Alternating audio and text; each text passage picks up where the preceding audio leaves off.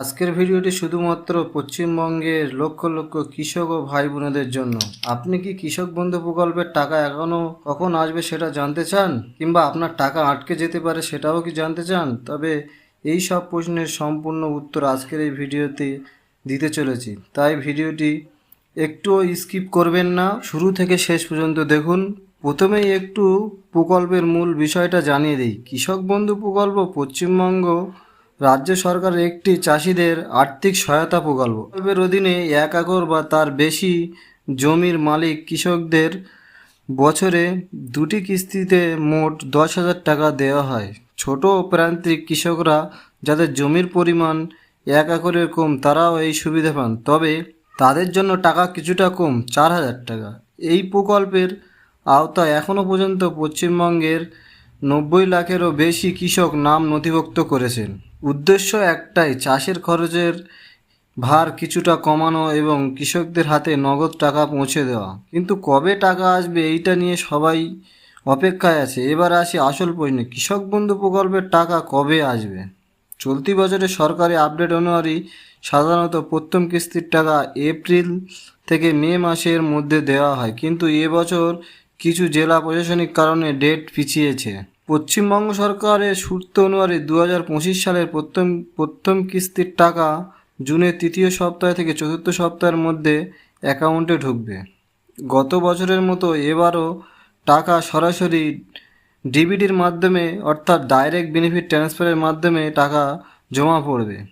যে কৃষকদের কেওয়াইসি সম্পূর্ণ, তাদের ব্যাঙ্ক অ্যাকাউন্ট আধার লিঙ্ক, তাদের অ্যাকাউন্টে টাকা আগেই চলে আসবে। তবে কিছু জেলার যেমন বীরভূম, বাঁকুড়া, উত্তর দিনাজপুর ইত্যাদি কৃষকদের টাকা 5-7 দিন দেরিতেও পৌঁছতে পারে, কারণ এইসব জেলার কিছু ফর্ম ডেটা এখনও আপডেটের পর্যায়ে। কিন্তু দ্বিতীয় কিস্তির টাকা নভেম্বর থেকে ডিসেম্বরের ঠিক সময়ে দেওয়া হবে বলে সরকার জানিয়েছে। তাই আপনারা অ্যাকাউন্টে টাকা ঢুকতে জুনের 20 তারিখের পরে যে কোনো সময় থেকে শুরু হবে। কারা এই টাকা পাবে আর কারা পাবে না? অনেকেই প্রশ্ন করেন, সবাই কি টাকা পাবে? না বন্ধুরা, কিছু কারণে কারো টাকা আটকে যেতে পারে।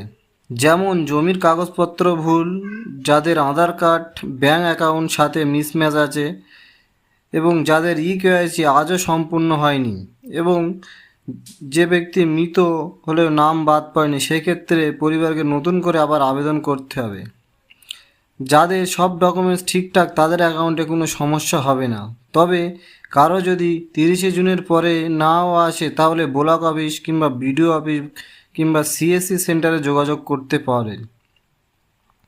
নিজের টাকার স্ট্যাটাস কীভাবে চেক করবেন? দেখুন, আপনার টাকা হয়েছে কি না সেটি চেক করার জন্য আপনাকে কৃষক বন্ধু ওয়েবসাইটে যেতে হবে। যদি আপনি সেটা চেক করতে চান তাহলে একটা কমেন্ট করুন, দ্বিতীয় ভিডিও তৈরি করে দেওয়া হবে।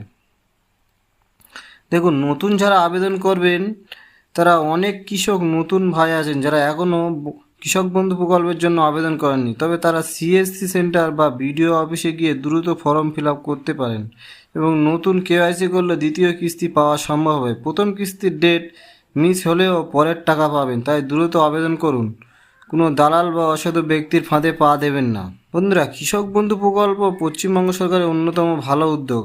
আপনি যদি সমস্ত ডকুমেন্ট ঠিক রাখেন, কেওয়াইসি করে থাকেন, তাহলে নিশ্চয়ইভাবে টাকা পাবেন। আর যদি কোনো সমস্যা হয়, সরাসরি বিডিও অফিস বা কৃষি দপ্তরে যোগাযোগ করুন।